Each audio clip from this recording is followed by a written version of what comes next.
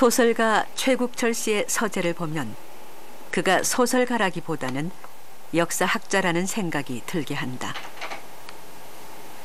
그만큼 그의 서가에는 역사 도서들이 빼곡히 자리 잡고 있다. 그의 소설들은 역사적 사건과 진실을 많이 담고 있다.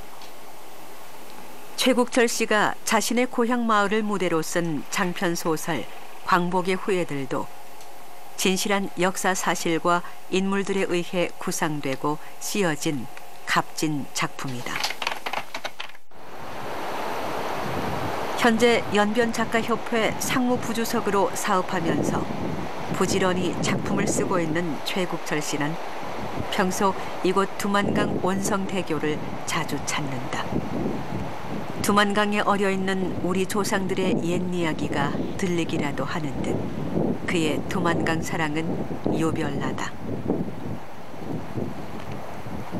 어려서부터 농촌 마을에서 자라며 문학에 심취해 작가를 꿈꾸었던 최국철 씨는 40대 후반에 고향을 떠난 진짜배기 촌사람이다. 최국철 씨는 시골의 달밤에 할머니의 무릎을 베고 누워 할머니의 끝없는 이야기를 들으며 성장했다. 어쩌면 할머니가 들려주신 수많은 이야기들이 오늘의 작가 최국철을 만들었을지도 모른다. 최국철 작가의 문학은 항상 보면 그의 할머니와의 공통작업이었고 또 고향과 민족과의 공통작업이었습니다. 그의 소설은 어느 하나가 할머니나 또 고향이나 민족을 떠나서는 논할 수가 없습니다. 이 소설도 마찬가지로 남대천 마을을 소설적 공간으로 하고 또 그 속에서 힘겹게 살아가는 우리 민족의 형상을 다루고 있습니다. 최국철 작가의 고향에 대한 애착과 자부심은 남다른데 고향은 그에게 문학적 영감을 안겨주는 곳이 되기에 충분하다고 생각합니다. 이 마을이 그러니까 선생님이 고향인가요? 예, 이제 제가 태어나서 30살까지 여기서 살다가 전국에 나갈 때 양수리 살아갔어요. 학교를 졸업하고 여기서 농사도 했나요? 네, 농사도 몇 년 했습니다. 그러니까 선생님이 쓴 그 광복의 후예들이 무대가 바로 여기죠. 이 남대 마을인데 이 남대 마을이 이 선거는 1933년도하고 34년도 일본 일제 시기에 그 안전촌하고 그다음에 그 안전촌 그리고 그 집단 불화화해 할 때 남대 도의가 생겼는데 그때 당시에 남대 도의를 했습니다. 30년 넘게 고향 마을에서 살아오면서 문학적 영감에 도취된 작가 최국철은 그가 보아오고 뼈를 굳혀온 시골 마을의 깊은 정취에 빠져버린다. 하여 그는 그곳에서 삶을 영위해 가고 있는 농민들의 참모습을 작품에 담는 데 필의 무게를 주었다. 때문에 그의 소설은 허구라기보다 현실로 더 가깝게 다가왔다.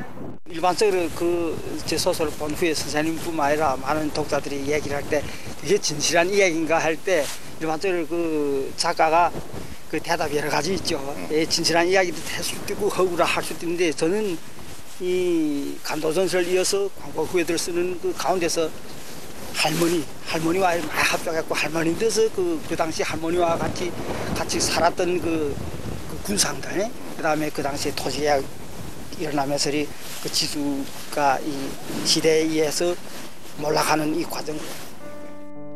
사연이 없는 가족이 없고 사연이 없는 마을이 없으련만 모두가 문학에 반영돼 책으로 엮어지는 것은 아니다. 고향의 일초일목에 정을 담고 쓰는 사람이 있을 때야만 가능한 것이다. 겉보기에 너무도 평범한 연변의 산간 마을. 도문시 양수진 남대촌은 문학을 사랑하는 아들 최국철 씨를 두었기에 세월 속에 사라진 사람들의 옛 이야기를 세상에 알릴 수 있었다. 최국철 작가의 광복의 후예들은 객관화된 시각으로 해방 후에 일어난 일련의 사건을 다루고 있습니다. 특히 토지개혁이라는 특정 시기에 계급 분화가 진행되는 과정을 통해서 인간에 대한 폭력과 또 인간이 존재적인 비극을 다뤘다는 점에서 이민제재 소설이 새로운 시작을 열어주었다고 생각합니다. 최국철 씨의 소설 광복의 후예들은 작가의 고향 마을인 광복 후의 토지개혁을 주선으로 엮어졌다.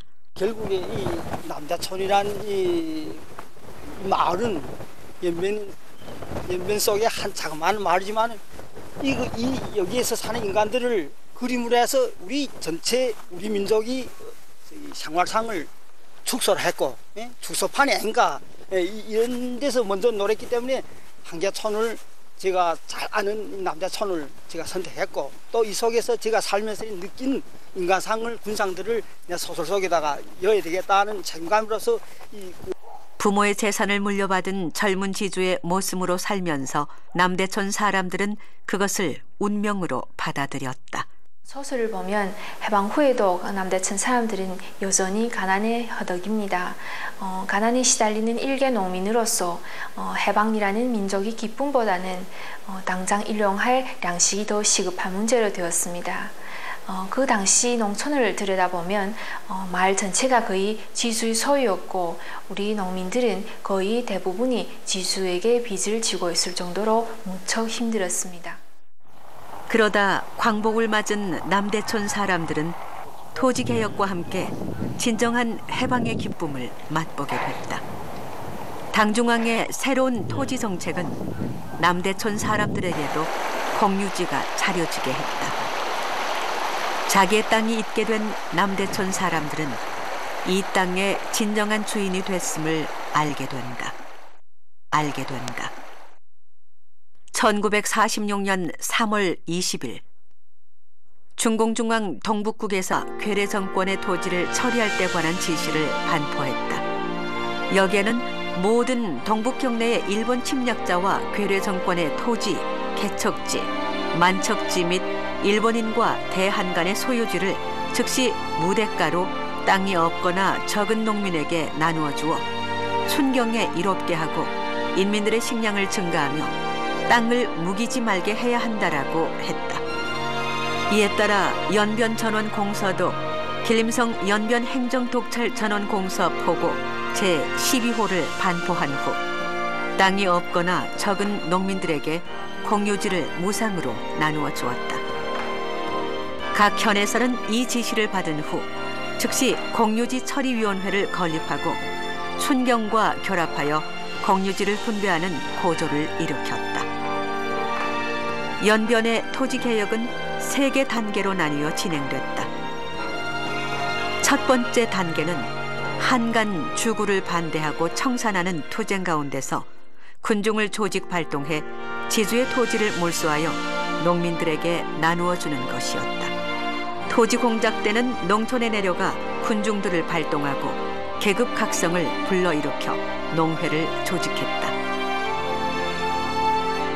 남대촌 사람들도 토지 사업대가 마을에 진입한 후 압박, 착취라는 단어를 그냥 입에 올리기 시작했고 계급이란 낱말을 사용하기 시작했다. 광복은 역대로 내려오면서 분화된 계층을 계급으로 교정했다.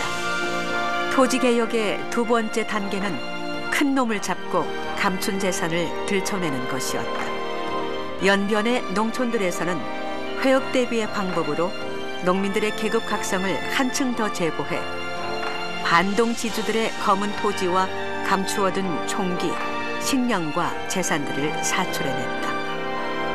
이 토쟁에서 수천 년간 내려온 봉건 통치의 정치 지반과 경제 지반이 근본적으로 붕괴됐다. 1947년 7월 중국 공산당은 하북성 평산현 서백파에서 전국 토지회의를 소집했다.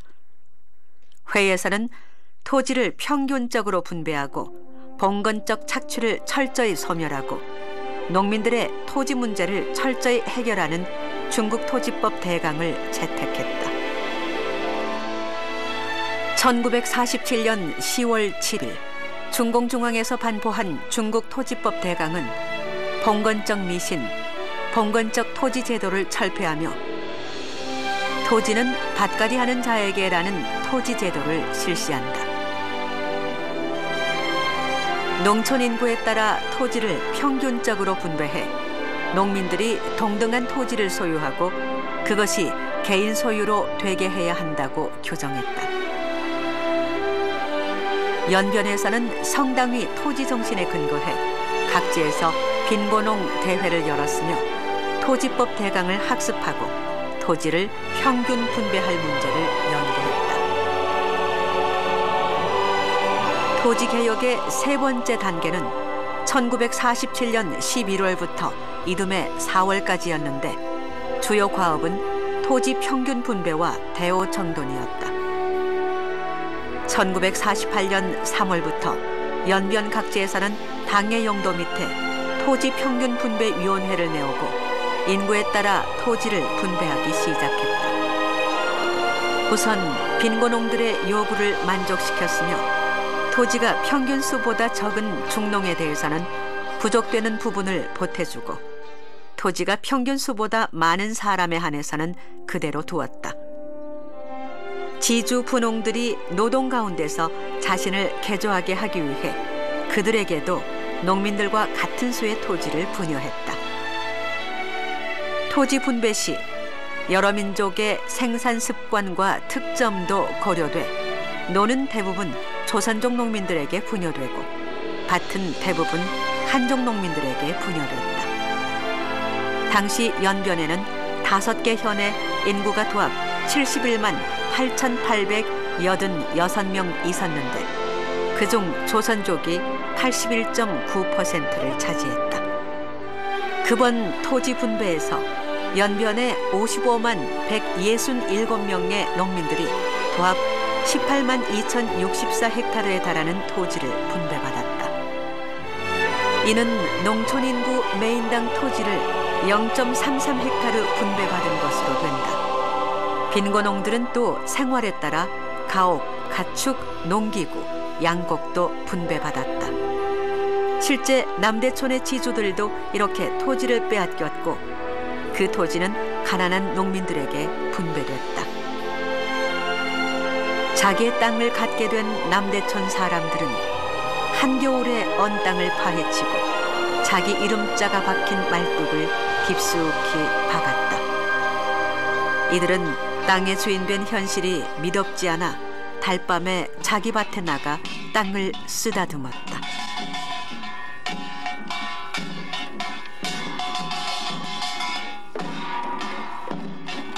토지개혁은 농민들에게 경제적 평등, 즉 소득과 분배의 균등화를 의미했다. 그와 함께 봉건 잔재인 지주계급의 몰락과 신분제도의 붕괴 문제를 의미하기도 했다. 무상몰수, 무상분배라는 원칙으로 일어난 토지개혁은 빈농들의 지지를 얻어 적극적이고 신속하게 진행됐다. 서술을 보면 남대천 사람들은 토지 계약을 거쳐 가난한 생활을 해오던 데로부터 토지 주인이 되었습니다. 그들은 수십 년간 중국 공산당에 대해서 조심스러운 태도를 보이다가 토지를 나눠 가짐으로써 우리 중국 공산당에 대해서 철저한 열애와 신임을 표하고 있습니다. 토지개혁은 중국에 남은 이주 조선인들이 그 이후 중국 공산당의 용도를 따르게 되는 결정적인 계기가 되었습니다.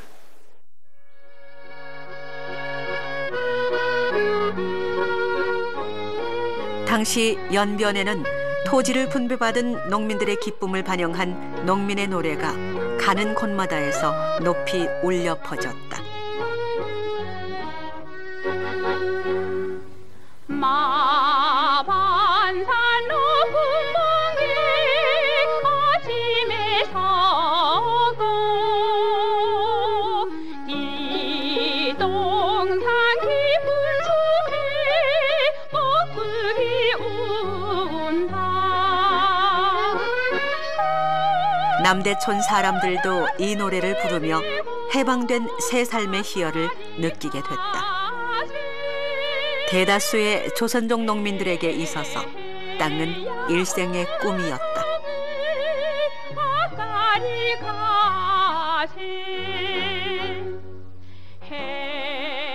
땅의 주인이 됐다는 오랜 숙망이 실현되면서 동시에 주인공 의식이 발생하게 된다.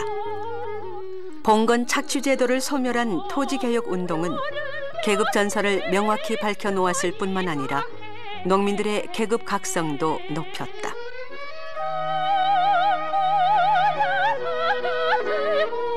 토지개혁은 소설 속의 남대촌 마을 사람들에게 운명은 부단히 개변된다는 새로운 의식의 변화를 가져왔다.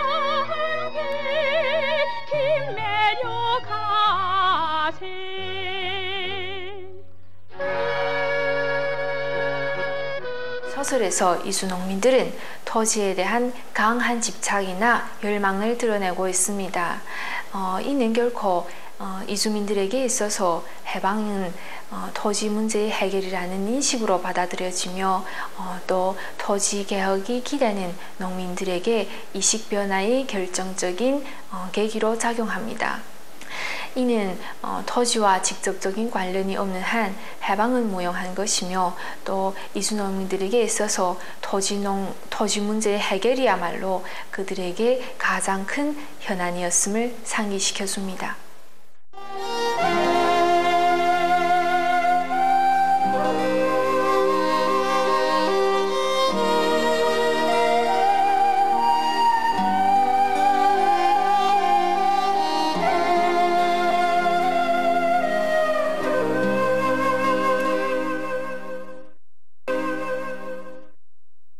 자기의 땅이 있게 된 남대촌 사람들은 해방전쟁의 대립 속에서 새로운 각오가 생겼다. 지금 남대촌 뒷산 언덕에는 당시 참군하여 희생된 열사들의 이름이 고스란히 적혀 있다. 이들은 모두 고향을 지키고 땅을 지키기 위해 보규한 생명을 바쳤다. 그만큼 땅은 남대촌 사람들에게 목숨으로 바꿀 수 있는 귀중한 존재였다. 우리가 지금 이 혁명열사 기념비를 왔는데 여기 지금 저기 있습니다. 저기 무려 한 20여 명이 그 혁명열사인데 다 대부분 90%의 사이가 국내혁명경쟁 참가자들이란 말이다. 그 왜냐? 그 무슨 말이냐?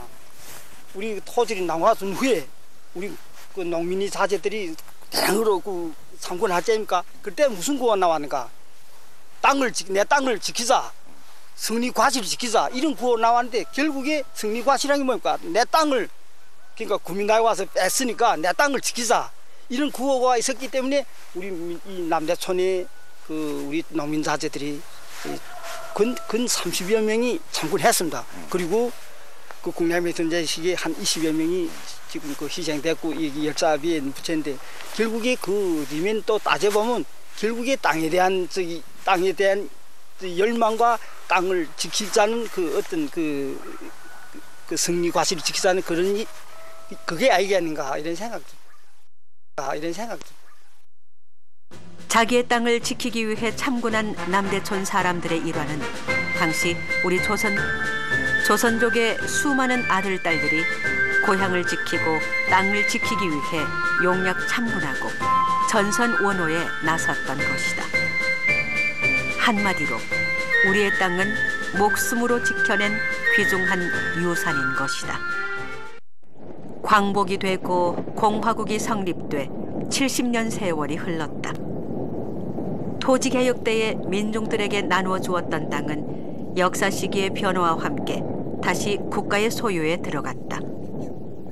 초급사, 고급사, 인민공사를 거치면서 땅을 전부 인민공사에 바치게 됐던 것이다.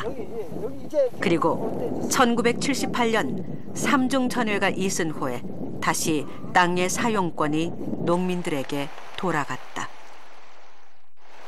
그때 토지 개혁이 1차 개강식이라면 그때가 2차 개강식이란 말입니다. 그때는 정말 집채에서 땅을 짓다가 무식하게 말하면 무리가 짓게고 유식하게 말하면 집처 아닙니까? 근데 그 중후에 2차 개강식이 왔단 말입니다. 그래서 그게 거의 10년을 이어갔단 말입니다. 땅에 대한 열애가 그때는 집채가 하다가 이제 괜히 정보 땅간 한다니까 딱 그저 여기 상호간에 그러니까 경쟁 생존 경쟁이 붙었단 말입니다.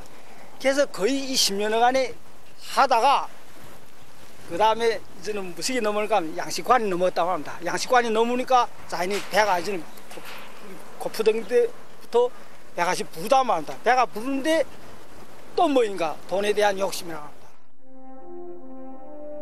1980년대 초 중국의 광활한 땅에서는 사회적인 변혁이 다시 시작됐다.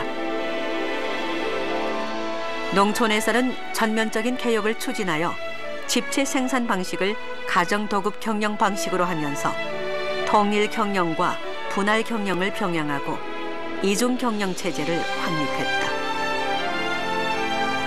농산물 시장을 전면적으로 개방하고 농촌은 대부분 가정 생산 단위를 위주로 하는 분할 경영 형식을 실행했다.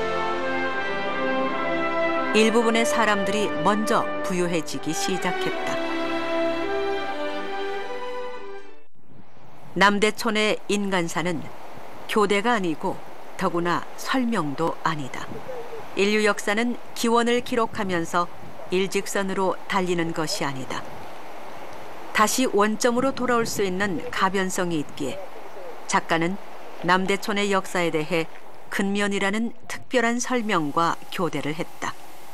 어떤 시대를 막론하고 근면한 사람이 잘 산다는 것이다. 소설가 최국철 씨는 땅에 대한 농민들의 근면성에 대해 깊은 관심이 있다. 이란 사람 근면과 정비례되는 어떤 그 생산 자료다. 근면이 없으면 뭐 아무리 심어놓고 말 심어놔도 호미 못하고 약 치지 못하면 그 가을에 쑥두레밖에 뭐 거둬들이지 못한단 말입니다. 그런 면에서 난 이 근면성하고 땅과의 관계를 어떤 그 력화 관계보다 어떤 거리 말한 그 정비례 관계가 있겠는가 이런 생각. 소설 광복의 후예들에서는 땅으로 인한 변천사를 썼다. 땅은 말이 없고 변함이 없다. 오직 자신에게 충직하고 근면한 사람들에게는 뿌린 만큼 수확을 주는 정직함이 있다. 그러나 그 땅을 다루는 사람들은 부단히 변화하고 있다. 자신들의 수요에 의해 조상들의 피땀으로 일군 땅을 버리고 고향을 떠나기도 한다. 그러니까 이제 한 30년 흘렀지 않습니까? 여간에 이 사이에 우리 남대천에 있는 그 우리 대부분 농민들은 다 떠나갔습니다. 거의 80% 이상이 떠나가는데 그 떠나간 자리를 지금 어디서 메우는가? 외지에서 지금 와서 지금 메우고 있단 말입니다. 이 땅을. 그러니까 우리가 지금 가슴이 아프다는 게 이 땅은 우리가 이민 후에 우리가 개간한 겁니다. 이게 여기 지금 중점이 있는데 할아버지들이 예, 우리 할아버지가 이거 일군 땅인데 우리가 지금 떠나도 된다. 이 어떨 때 우리 이야기하자. 그럼 떠나라. 그렇지만은 우리 한 어느 그 가슴 속에는 이 현실을 받아 못 들이는 현실이가 이거는 누가 개간한 것다. 우리 할아버지 시절에 개간한 땅을 우리 손에서 이걸 던진다는 거는 이게 가슴 많이 아프지 않습니까? 광복 후의 토지 개혁은 소설 속의 남대촌 사람들에게 새 생명을 주었고 전국의 가난한 농민들에게 새 생활의 길을 열어주었다. 때문에 소설에서는 땅은 인류 사회의 공동 재부라는 복선을 깔고 있다. 조상들이 우리에게 물려준 땅은 또한 민족의 특수한 내용이 포함돼 있다. 땅이 변전사가 결국에 우리 그 인간이 변전사입니까? 그리고 이제 금방 이야기하다시피 그 우리 중국 생산적인 방식이 부단히 변화에 따라서 땅에 대한 우리 인간들이 광복의 후예들이 그 열애가 한때는 올랐다가 한때는 식었다. 이건 다 우리 중국의 이 사회운동하고 정치운동과 밀접하게 연결되는데, 그러나 우리 이 땅은 거리 말해서 사람은 땅을 속일 수 있지만 땅은 사람은 인간을 속일 수 없다. 예? 이 진리는 영원한데, 우리가 분배받은 땅은 우리 민족의 애환이 담겨 있다. 그리고 대대로 삶을 지켜온 역사의 증인과도 같은 것이다. 우리 조상들이 이 땅을 개척하면서 민족 성원들이 모여 사는 마을을 형성했기 때문에 민족 교육을 진행할 수 있는 장소가 있었고 민족 문화를 고스란히 지킬 수가 있었다. 광복이 되고 토지 개혁을 실시하고 해방 전쟁에서 승리한 후 중화인민공화국이 성립됐다. 우리 조선족들의 경제 생활은 다른 형제 민족에 비해 더 풍요롭고 민족 교육 보급 수준도 급속하게 발전한 것은 바로 우리가 조상들이 개척한 땅에 모여서 살고 있기 때문이었다. 그러나 오늘의 현실은 모두 다 정든 땅을 떠나고 있다. 농촌을 놓고 보면 우리 농민들이 땅을 버리거나 팔고 도시나 외국으로 떠나는 이른바 리농 현상이 비일비재합니다. 땅은 우리가 살아가는 근본이고 또 농촌에서 농민들에게 있어서 토지는 그들이 생명선이며 재산이고 또 노후 대책이라고 생각합니다. 또한 우리 민족의 발전 문제는 농촌을 떠날 수가 없습니다. 리농 형상은 나아가서 우리 민족이 인구의 위기, 또 민족 교육의 위기, 민족 문화의 위기와도 관계된다고 생각합니다. 이 소설을 접하면서 생각한 것이 땅은 우리가 살아가는 데 있어서 근본이기 때문에 쉽게 땅을 버리지 말고 반드시 우리 선조들이 피땀으로 일궈낸 이 땅을 잘 지켜나가야 한다고 생각합니다. 당과 정부에서는 농민들이 땅으로 치부할 수 있는 유리한 조건과 기회를 실정이다. 중공중앙 17기 3차 전체회의의 결의에 의하면 농민들의 토지 사용 기한을 장구불변이라고 규정했다. 농민들에게 차려진 땅을 거의 대를 이어 경영할 수 있다는 정책이다. 때문에 이 시점에서 조선족 농민들은 자기의 토지 사용권을 다시 확립해야 한다. 그리고 과거의 잘못된 계약을 하루속히 수정하고 정확히 해야 한다. 토지의 활성화에 대해 신경을 써야 한다. 중도 이전, 임대, 호환, 양도, 주식 합작 등 형식으로 토지 경영권을 이전할 수 있는 것이다. 그리고 토지 경영권 확대에 신경을 써야 한다. 농촌 정책은 갈수록 농민들에게 더 많은 혜택을 주고 있고 토지 사용권도 더욱 확대될 것이다. 이것이 앞으로 우리의 삶의 기반을 튼튼히 할 수 있는 여건의 하나이다.